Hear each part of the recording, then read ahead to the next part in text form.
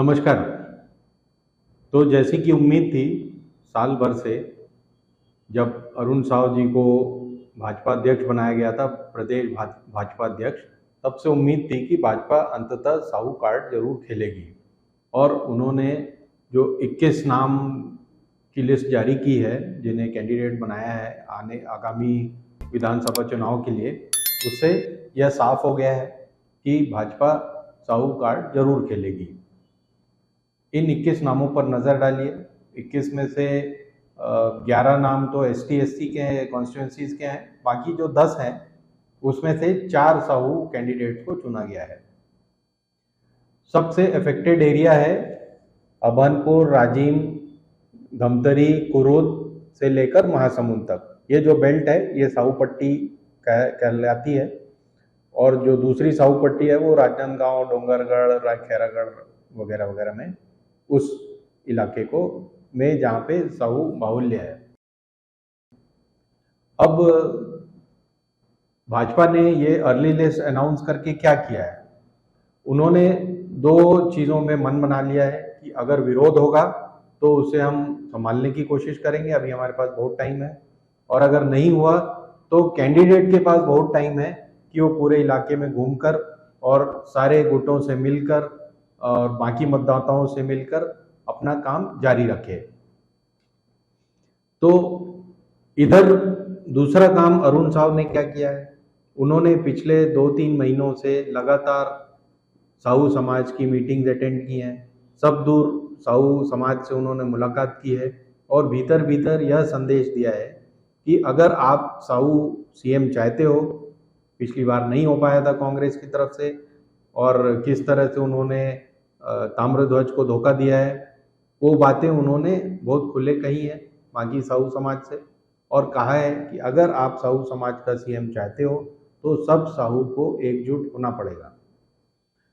और ये सभी जानते हैं कि साहू समाज एकत्रित रहता है और एक साथ वोट करता है काफ़ी हद तक, और इसका लाभ हमेशा करीब करीब हमेशा पिछले चुनाव को छोड़कर हमेशा से भाजपा को मिलता रहा है। तो ये जो साहू कार्ड खेला है भाजपा ने, इसका इम्पैक्ट क्या होना है, इसका जो वजन सबसे ज़्यादा किन इलाकों पर गिरेगा। उन्होंने यानी भाजपा ने अभनपुर और राजिम, ये दोनों सीटें साहू समाज के कैंडिडेट्स को दे दी हैं।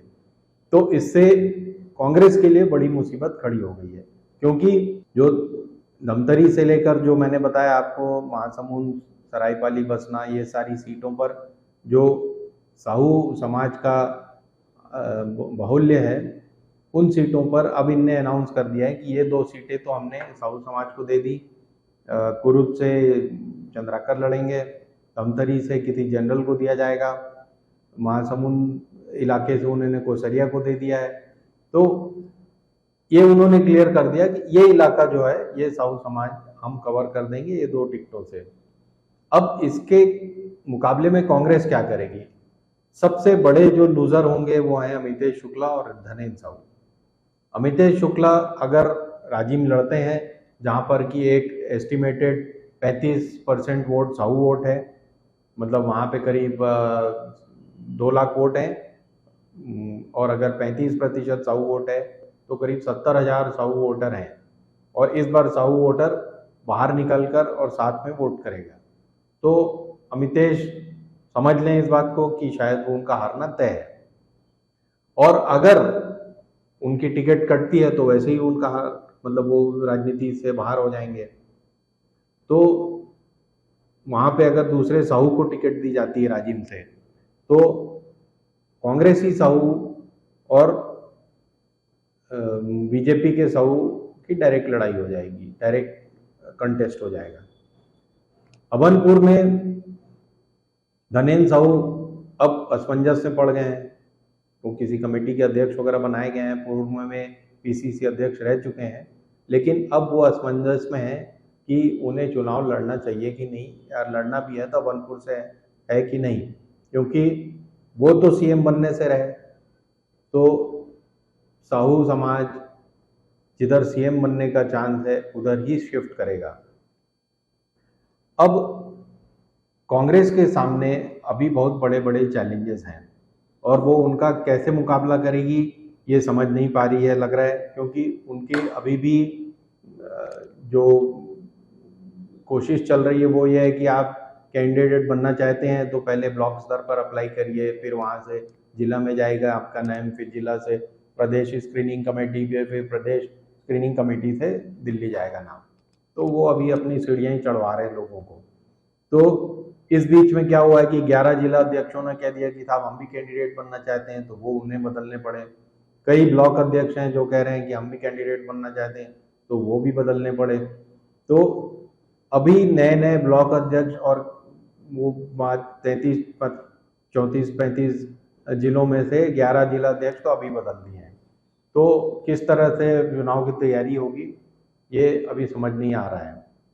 दूसरा जो उनके सामने मुद्दा है वो है कि जो जिनके ऊपर आरोपित जो कैंडिडेट्स हैं, जैसे कल ही 2 सिटिंग एमएलए देवेंद्र यादव और चंद्रदेव राय को के खिलाफ चार्जशीट दाखिल की है ईडी ने।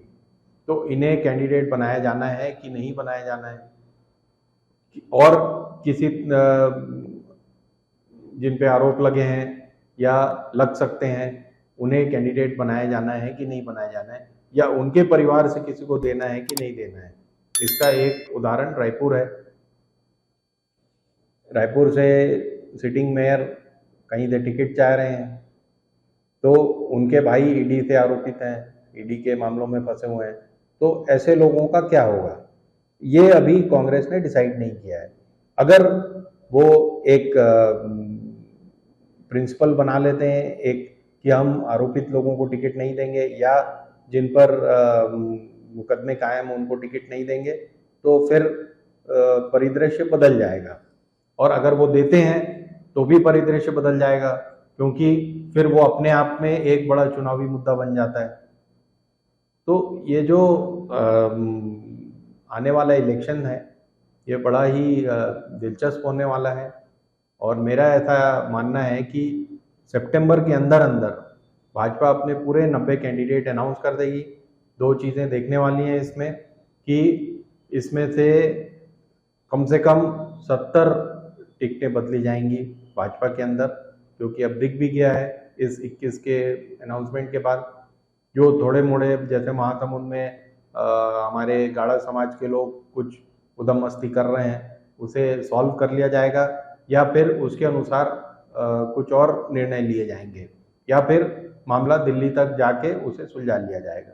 तो अभी उनके पास वक्त है, उनका फोकस सही चल रहा है बीजेपी का, और इधर कांग्रेस का फोकस अभी ठीक से कांग्रेसियों को ही समझ में नहीं आ रहा है। तो इस बारे में विचार करें। अगले 10, 15, 20 दिन में और भी राजनीतिक निर्णय होंगे और भी परिदृश्य बदलेंगे। तब तक आप हमारे साथ बने रहें और हमें अपने विचारों से अवगत कराते रहें। धन्यवाद। हिंदुस्तान जिंदाबाद।